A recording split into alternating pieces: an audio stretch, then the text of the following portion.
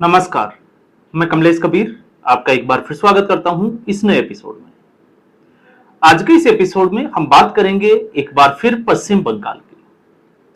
पश्चिम बंगाल में राजनीतिक हालात बड़े तेजी से बदल रहे हैं और जब से सत्ता परिवर्तन हुआ है उसके बाद आप कह सकते हैं कि बहुत तेजी से बदलना शुरू हुए हैं और ऐसा लग रहा है जैसे असंभव भी अब संभव होने लगा है।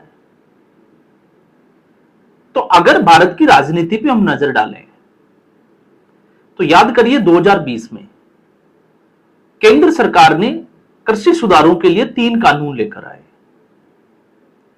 उन तीनों कानूनों को भारतीय जनता पार्टी की केंद्र सरकार या सरकार ने लोगों को समझाने के लिए जो भी करना चाहिए था वो नहीं कर पाई। देश ने एक बड़ा किसान आंदोलन देखा और उसका केंद्र रहा पंजाब और फिर हरियाणा। 1 साल तक वो आंदोलन चला। अब उस 1 साल में अगर सरकार चाहती तो किसी भी तरीके से उस आंदोलन का दमन कर सकती थी, क्योंकि सरकार के पास वो सारी शक्तियां होती है। वो किसी भी तरीके का जो है वो बल का प्रयोग कर सकती थी, लेकिन केंद्र सरकार ने नहीं किया। और 1 साल के बाद में जो लोग नरेंद्र मोदी और अमित शाह, स्पेशली अगर हम इन दोनों का नाम लें, जिनके ऊपर ये आरोप लगाते हैं कि वो डिक्टेटर है, तानाशाही करते हैं, आप उसी तानाशाह को देखो कि 1 साल के बाद में जब उसको लगा, मैं बात कर रहा हूं यहां प्रधानमंत्री की, कि किसान आंदोलन जो है वो गलत दिशा में जा रहा है और इससे बचाने के लिए, लोगों को बचाने के लिए, वो स्थिति पैदा ही ना हो इसलिए मीडिया के सामने आते हैं, हाथ जोड़कर माफी मांगते हैं और तीनों कृषि जो कानून थे उनको विड्रॉ कर लिया जाता है। और उस वक्त अर्बन नक्सल जो है वो लगातार जो है वो जश्न मना रहे थे कि नरेंद्र मोदी झुक गया, डर गया। 2020, आज हम बात कर रहे हैं 2026। आप सोचकर देखिए कि नरेंद्र मोदी उस वक्त डर गया था या फिर जो फैसला लिया वो फैसला देश हित में भी था और भारतीय जनता पार्टी के हित में भी था। इसे कहते हैं दूरगामी सोच। और इसी सोच को आप देखिए, जब नरेंद्र मोदी और अमित शाह के खिलाफ, क्योंकि नरेंद्र मोदी चाहते तो उस वक्त 303 सीटें भारतीय जनता पार्टी के पास थी, वो कुछ भी कर सकते थे, लेकिन बावजूद इसके ऐसा नहीं किया। और ऐसा इसलिए नहीं किया क्योंकि जनता इन चीजों को याद रखती है। तो ये कहानी हमने क्यों दोहराई? ये कहानी हमने इसलिए दोहराई क्योंकि जिसने भी अहंकार पाला या हम कहें कि रावण बनने की कोशिश की, उसकी दुर्दशा हो गई। और भारतीय राजनीति में तो इस वक्त अगर आप देखोगे तो नरेंद्र मोदी और अमित शाह, मैं फिर भी टॉप पे जो है वो अमित शाह की चाणक्य नीति को लूंगा, जिसने टक्कर लेने की कोशिश की वो मिट्टी में मिल गया।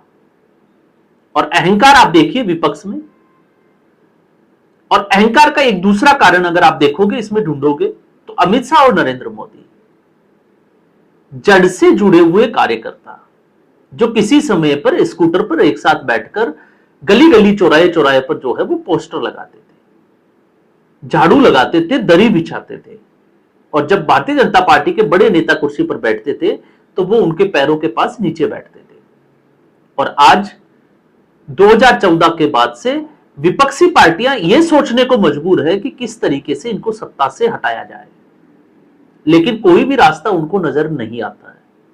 तो दूसरी तरफ आप देखिए, राहुल गांधी से लेकर तमाम तरीके की विपक्षी पार्टियों के नेता, जिनको अचानक से जो है वो इस तरीके की उपलब्धि मिली हो, चाहे वो जन्म से हो या फिर किसी आंदोलन से हो या किसी भी तरीके से,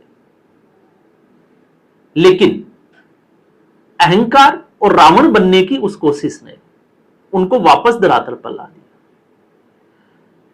आपने देखा होगा, आज से कम आप अगर मेरी जो वीडियो लिस्ट है अगर आप उसको देखोगे तो 8-10 वीडियो पहले हमने एक बात की थी जिसमें उद्धव ठाकरे को थंबनेल पे हमने उद्धव ठाकरे की भी फोटो लगाई थी। और उस वक्त हमने जिक्र किया था कि जो उद्धव ठाकरे की पार्टी का हाल हुआ है वो ही टीएमसी का हाल होगा। और 10 दिन, बड़ी मुश्किल से मैं कह रहा हूं कि 4 से 5 दिन पहले, और आज आप स्थिति देखिए कि ममता बनर्जी को खुद यह कहना पड़ रहा है कि अब उनकी पार्टी की स्थिति उद्धव ठाकरे की जैसी हो रही है। मतलब साफ है कि अब टीएमसी ममता बनर्जी के हाथों से निकलती जा रही है। लेकिन फिर सवाल वही रह जाता है कि आखिर ऐसा क्यों? तो आप याद करिए, अरविंद केजरीवाल अन्ना हजारे का इस्तेमाल किया, आंदोलन से, इंडिया अगेंस्ट करप्शन मूवमेंट से अरविंद केजरीवाल को सत्ता मिली बिना मेहनत के, क्योंकि मेहनत अन्ना हजारे ने की, इन्होंने सिर्फ और सिर्फ जो है वो अपना सातिर दिमाग इस्तेमाल किया। लेकिन जिस दिन उन्होंने दिल्ली में विधानसभा में यह कहा कि दिल्ली का मालिक मैं हूं, एलजी कौन होता है, मोदी कौन होता है, चौथी पास अनपढ़ राजा की जो कहानी सुनाई, और एक मूवी आई थी द कश्मीर फाइल्स, उसके ऊपर हंसी, जो एक अहंकार वाली हंसी थी, वो अरविंद केजरीवाल ने हंसने का प्रयास किया। यह दिखाता है कि अरविंद केजरीवाल को अहंकार हो गया था। अरविंद केजरीवाल को लग रहा था कि अब उनको कोई हरा नहीं सकता। और 2024 के विधानसभा चुनाव में उस वक्त अरविंद केजरीवाल ने कल्पना भी नहीं की होगी कि दिल्ली की जनता इस तरीके से दुर्दशा करेगी कि वो दिल्ली में पैर भी नहीं रख सकते। पंजाब भागना पड़ा, पंजाब में शरण लेनी पड़ी, फिर चाहे सत्येंद्र जैन हो, मनीष सिसोदिया हो और अरविंद केजरीवाल हो। तो अरविंद केजरीवाल के सारे भ्रम दूर हो गए। दूसरा, अगर हम बात करें राहुल गांधी की, हम बात नहीं करेंगे क्योंकि बहुत बार हम वीडियो में अलग अलग तरीके से चर्चा कर चुके हैं। आप उद्धव ठाकरे, बाला साहब ठाकरे ने जिस हिंदुत्व के नाम पर राजनीति शुरू की, हिंदुओं ने उनका साथ देना शुरू किया और राजनीति में एक चमक, एक दमक। लेकिन 2019 आप देखिए विधानसभा चुनाव, एक शकुनी के अहंकार और शकुनी की, जिसको आप कह सकते हो कि चाल की वजह से, मैं बात कर रहा हूं यहां संजय राउत, अमित शाह को नीचा दिखाने का भरपूर प्रयास किया, मातोश्री में बुलाया, अमित शाह वहां गए। अब आप देखिए कि देश का एक गृह मंत्री मातोश्री जाता है बातचीत करने के लिए उद्धव ठाकरे, जबकि उद्धव ठाकरे की हैसियत क्या थी, पार्टी बाला साहब के नाम से चल रही थी, लेकिन वो गए। और उसके बाद में जिस तरीके से अपमानित करने का प्रयास किया, उद्धव ठाकरे के नाक के नीचे से एकनाथ शिंदे पार्टी को तोड़कर ले गए। और आज उद्धव ठाकरे की स्थिति क्या है? उद्धव ठाकरे की स्थिति यह है कि जो कांग्रेस पार्टी की हाईकमान या गांधी परिवार है, राहुल गांधी और सोनिया गांधी, कोविड के दौरान उद्धव ठाकरे की जब बीमार पड़ते हैं तो वो उनसे मिलने तक नहीं जाते, उनके स्वास्थ्य की जानकारी लेने नहीं पहुंचते। लेकिन वहीं उद्धव ठाकरे संजय राउत, जिनकी अंगुली पकड़कर 10 जनपद के जो है वो चक्कर काटते हुए नजर आते हैं, आज उस स्थिति में उद्धव ठाकरे आ गए।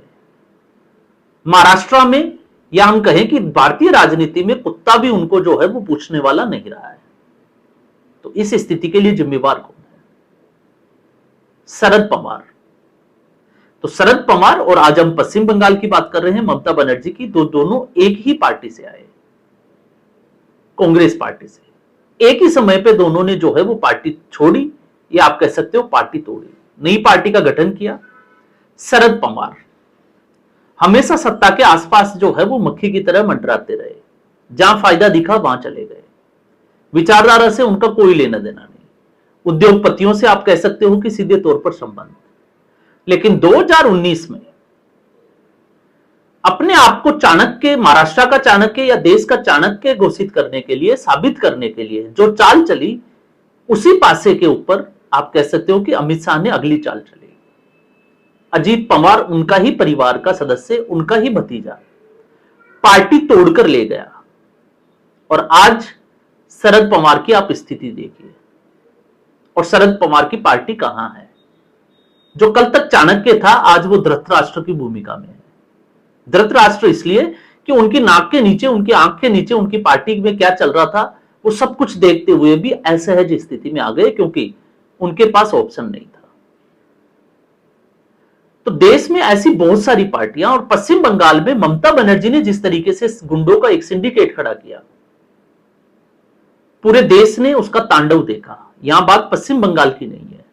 और आज वही ममता बनर्जी जो 3 बार की मुख्यमंत्री रही, जो अपने जो है वो आदेश देती रही, अपनी सरकार के समय जो है वो सड़कों पर धरना देती रही, अभिषेक बनर्जी को जब अंडे पड़े और अंडों से वो घायल हो गए, थोड़ा हास्यास्पद है लेकिन घायल हो गए, अपोलो हॉस्पिटल उसी ममता बनर्जी की बात मानने से इनकार करता रहा कि वो अभिषेक बनर्जी को एडमिट नहीं करेगा। अब आप टेक्निकली अगर आप देखोगे तो क्यों एडमिट नहीं किया, क्योंकि अभिषेक बनर्जी को ऐसी कोई चोट लगी ही नहीं थी, क्योंकि उसी अस्पताल से ममता बनर्जी से मिलने से पहले अभिषेक बनर्जी का आप स्टेटमेंट देखोगे हाईकोर्ट जाने वाला, तो आपको समझ में आएगा कि उनकी हेल्थ कैसी थी। लेकिन ममता बनर्जी से मिले और तुरंत जो है वो व्हील चेयर पर बैठ गए, एक ड्रामा क्रिएट करना था।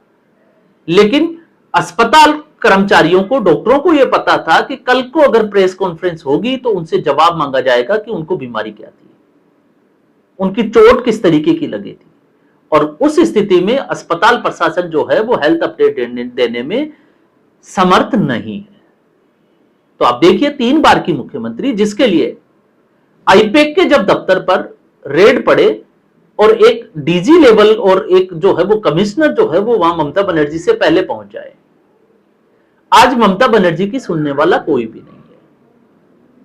जिस डायमंड हार्बर के 10 जन्म लेने का जो है वो बात करने वाला अभिषेक बनर्जी, और उसका जो, जिसको आप कह सकते हो कि हथियार जहांगीर खान, चुनावी मैदान से चुनाव छोड़कर भाग जाए, तो आपको समझ में आएगा कि सिंडिकेट, गुंडे, जब तक आपके पास सत्ता है, जब तक आपको मलाई खाने को मिल रही है, तब तक आपके साथ खड़े हैं और फिर किस तरीके से एक के बाद एक छोड़ते हुए जा रहे हैं। और ताज्जुब की बात आप देखिए, भले ही जो है वो ऑपरेशन लोटस की बात की जा रही हो, लेकिन सवाल यह भी उठता है कि अभिषेक बनर्जी और कल्याण बनर्जी, इसके ऊपर हमने पहले भी एक वीडियो में बात की थी, लेकिन पार्टी का एक भी विधायक और सांसद इन दोनों के साथ खड़ा नहीं है।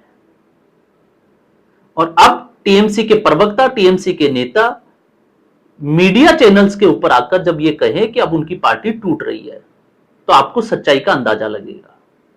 तो ममता बनर्जी अब उस स्थिति में आ गई है जिस स्थिति में उद्धव ठाकरे और शरद पवार थे। भारतीय जनता पार्टी एक तरीके से नकार चुकी है कि वो किसी भी टीएमसी के नेता को अपनी पार्टी में शामिल नहीं करेंगे। लेकिन सांसदों को लेकर मैं ये दावे के साथ कह सकता हूं कि इसमें भारतीय जनता पार्टी को फायदा ही नजर आता है, क्योंकि भारतीय जनता पार्टी की सीटों की संख्या 240 लोकसभा में, और वो चाहेगी कि बहुमत के करीब पहुंचे। तो अगर टीएमसी टूटती है तो विधायकों को तो जो है वो स्टैंड बाई, आप कह सकते हो कि टीएमसी जो है वो ममता बनर्जी के हाथों से छीन ली जाएगी। लेकिन सांसद, भारतीय जनता पार्टी में अगर 2/3 सांसद आते हैं तो दल बदल का कानून लागू नहीं होता और भारतीय जनता पार्टी मजबूत हो जाती है। और वो इसलिए क्योंकि काकोली घोष, जो ममता बनर्जी के साथ टीएमसी के संस्थापक सदस्यों में रही हो, उसने अगर टीएमसी से इस्तीफा दे दिया तो आप समझ सकते हैं कि पार्टी की इस वक्त हालत क्या है। और ममता बनर्जी का कल का धरना, 5-6 विधायकों के अलावा ममता बनर्जी के 80 विधायकों में से कोई विधायक नहीं पहुंचा। तो आप समझ सकते हैं कि अभिषेक बनर्जी और ममता बनर्जी की जो मनमर्जी थी, मनमानी जो अब तक जो चलती आ रही थी, सत्ता के अहंकार में, सत्ता के नशे में, पल भर में चूर कर दिया। और उस मिथक को तोड़ा उसी पार्टी के सदस्य ने, शुभेंदु अधिकारी ने। और आप देखिए, पहली कैबिनेट मीटिंग में बीएसएफ को जमीन देना और चिकन नेक जो है उसका अधिग्रहण केंद्र सरकार को दे देना, 2 बड़े और महत्वपूर्ण फैसले लेकर यह दिखा दिया कि जो 5 साल में नहीं कर पाई ममता बनर्जी, उस काम को सिर्फ 5 मिनट में भी किया जा सकता था। तो ऐसी स्थिति में जिसने, आप कह सकते हैं कि जिसने अहंकार को पाला रावण की तरह, वो एक तरीके से मिट गया। और दूसरा, जिसने भारतीय राजनीति में अमित शाह को चैलेंज किया, अमित शाह को अपमानित किया, भला बुरा कहा, और अमित शाह ने जब ठान लिया तो आप देखिए कि उसकी स्थिति क्या है, ना वो घर का है ना घाट का है। तो उसकी हालत धोबी के कुत्ते की तरह है और वो इधर से उधर जो है वो भटकता ही रहेगा। तो आज के एपिसोड में बस इतना ही। उम्मीद करूंगा वीडियो एपिसोड आपको पसंद आया होगा। वीडियो को लाइक करें, शेयर करें, चैनल जरूर सब्सक्राइब करें। धन्यवाद।